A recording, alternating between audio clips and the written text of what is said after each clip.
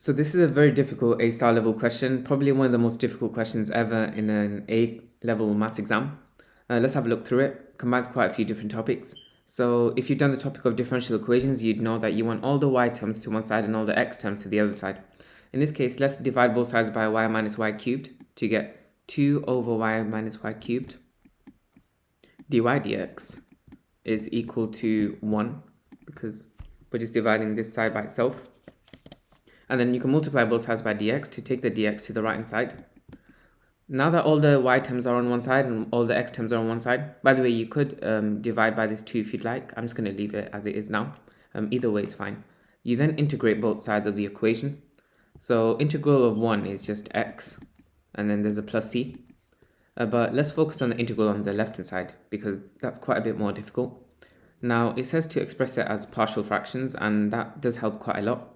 And just to help even more, I'm going to replace the 2 here, leave it outside the integral and just put a 1 here. And we're going to focus on expressing 1 minus y over y minus y cubed as partial fractions. So you can start by factoring out y from the denominator, so it's 1 minus y squared. And you probably spotted now that that's a difference of 2 squares, so you can write this out as 1 plus y, 1 minus y, that in a bracket that is. And then that can be expressed in the form a over y plus b over 1 plus y, and then plus c over 1 minus y. In order to make both sides of the equations match, we need to make each fraction have this same denominator. To make this first term have the same denominator, you multiply both top and bottom by 1 plus y, 1 minus y. So it becomes a lots of 1 plus y, 1 minus y, all over this denominator. That's going to be quite a lot of writing. Sorry if I'm a little bit slow with the writing. Now this second fraction, to make it match this denominator here, you want to multiply not only y but also 1 minus y. So it becomes b lots of y, 1 minus y, all over everything here. I'm just going to put an arrow there. You guys get what I mean. From there, the third fraction, you multiply the denominator by y and 1 plus y. So it becomes c lots of y, 1 plus y. Again, all over this same denominator. I'm just going to cheat a little bit. Now, both sides of this whole equation and this whole equation are equal only when the numerators match, because the denominator is already matching. So we can take the numerator on this right hand side. We can say a lots of 1 plus y, 1 minus y. If you're comfortable with the partial fraction side of things, by the way, you can skip ahead a minute or two. Plus b y lots of 1 minus y plus cy lots of 1 plus y is all equal to this numerator of 1 when comparing both sides. Now, how do you find values of a, b, and c? Well, we substitute in values of y to eliminate individual terms. For example, when you put y equals minus 1 into the whole of the left hand side, this whole term becomes 0. This whole term becomes 0 because 1 take away 1 is 0. But this term here, b times minus 1 is minus b. And then 1 take away minus 1 is 1 plus 1. So that's 2, which is minus 2b, is all equal to the right hand side 1. We can divide both sides by minus 2 and get that b is equal to minus a half. Let's use that idea again. This time let's make y equal to 1, because I realized that when you do that it makes this term here, sorry, I just turned the brightness on, equals 0. 1 minus 1 is also 0, so a, b terms cancel out. Whereas the c term, c times 1 is c, lots of 1 plus 1, which is 2. So that's 2c is equal to 1. Divide both sides by 2 and you get that c is equal to a half. Lastly, to find the value of a, I think it's easiest to compare coefficients of y squared. So like when you expand this out, this would be a times minus y squared or minus ay squared. by times minus y is minus by squared. cy times y is plus cy squared. And then the y squared coefficient on the right hand side is just 0 because there is no y squared term. You can cancel out all the y squareds. And then because we already know the values of b and c, we can substitute that in and we get that minus a minus b, which is minus a half, so plus a half. And then plus c, which is again plus a half, is all equal to the right hand side, which is 0. A half plus a half is 1, minus a plus 1 equals 0, so a is equal to 1. Perfect. Now that we've got values of a, b, and c, we can say that this whole sort of expression here, let's do this in a different color. And I'm just going to check if I can change the thickness of the pen. I feel like it's too thin. Yeah, that's better. Yeah, so we can write this whole thing out now as 2 lots of the integral of a over y. Because we know a is 1, we can write it as 1 over y.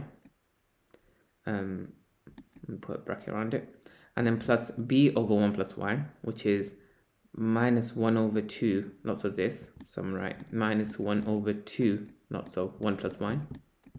And then plus c over 1 minus y. C is a half, so plus 1 over 2 lots of 1 minus y, all dy. Perfect. And the reason I kept the 2 on the left hand side is a little bit of a sneaky thing here. I realized that 2 times a half is just 1, so we can simplify this further now. 2 times 1 over y is 2 over y. 2 times minus a half is minus 1 over 1 plus y. So the 2 here cancels out with the 2 here. Same with the 2 here and here. So leaving you with plus 1 over 1 minus y for that last term.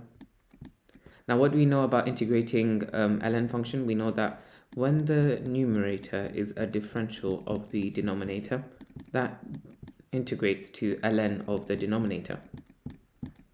So if we look at the denominator here, y, that differentiates to 1. So this is 2 lots of ln of the denominator, y. Take away here, if f of x is 1 plus y, that differentiates to 1. So that follows this too, meaning f of x, 1 plus y. We can write the right side as ln of 1 plus y. So minus ln of 1 plus y. And here, this differentiates to minus 1, whereas we have positive 1. So we have to say minus ln of this denominator. If you'd like me to go through this a bit more, I can just let me know in the video. in the comments, and I'll make a separate video just because I don't want to prolong this video too long. And yeah, that's the whole of this integral on the left hand side now, and we can say it's equal to x plus c. Another common question I get, since you're integrating both sides, don't you get constants on both sides? We do, but this constant here is like the constant that you get on this side. Take away the constant that you get on this side, leaving you with that one specific constant, if that makes sense. Perfect. Now what we want to do is write this in the form y equals a function of x. So we need to make it y equal somehow. What do we know about logarithms? Well, straight off the bat, we know the power rule, that if there's a coefficient in front of it, we can bring it forward as a power.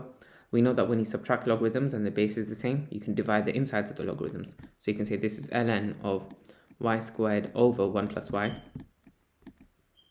If you took away the first 2 terms, take away ln of 1 minus y equals x plus c. You can use that subtraction rule again because the base is the same. They're both ln functions. Be a little bit careful here when you divide fractions. So you have y squared over 1 plus y divided by 1 minus y, which is the same as multiplying by the reciprocal of 1 minus y. Meaning the whole of the left hand side can just be written as ln of y squared all over 1 plus y, 1 minus y. I'm just going to write that out as 1 minus y squared. It's going to help us later on. Is equal to x plus c. How do we get just y alone here? Well, we can apply the power of the exponential to both sides, because e to the power of ln of all of this just leaves you with what's inside of that bracket there. So it leaves you with y squared over 1 minus y squared equals e to the power of x plus c, where x plus c is the power. What we know about the addition of powers in indices is that it's the same as the multiplications of the indices. So we can say e to the x plus c, that can be replaced with e to the x, e to the c. Because when the base is the same and you're multiplying indices, you're adding the powers together. So let's do that. Let's write e to the x, e to the c. Now, how do you find y from here? Well, you multiply both sides by 1 minus y squared. So y squared equals e to the x, e to the c, 1 minus y squared. Expand out the brackets. You're able to do that because this is a bracket with the power of 1. So y squared equals e to the x, e to the c times 1, which is e to the x, e to the c. Minus y squared multiplied by all of this. We're almost there now. You can then add y squared, e to the x, e to the c to both sides to bring all the terms with y to one side of the equation. And one last step, which is that, actually, sorry, a few more steps. You can factor out y squared from the left hand side now that only the y terms are on the left hand side. And you can say y squared lots of 1 plus e to the x, e to the c is equal to everything on the right hand side. divide both sides by this bracket that we just formed. So y squared is equal to e to the x, e to the c, all divided by 1 plus e to the x, e to the c. And then square root both sides, and we finally made it to the end. Very difficult question. Hopefully it all made sense. And yeah, if you'd like me to explain this, how when you integrate a function where the numerator is a differential of the denominator, it gives you ln of the denominator, just let me know. But yeah, thanks for watching, and I hope this helped. I have a playlist full of more A-star level questions linked below, so be sure to check that out if you're in the mood to challenge yourself.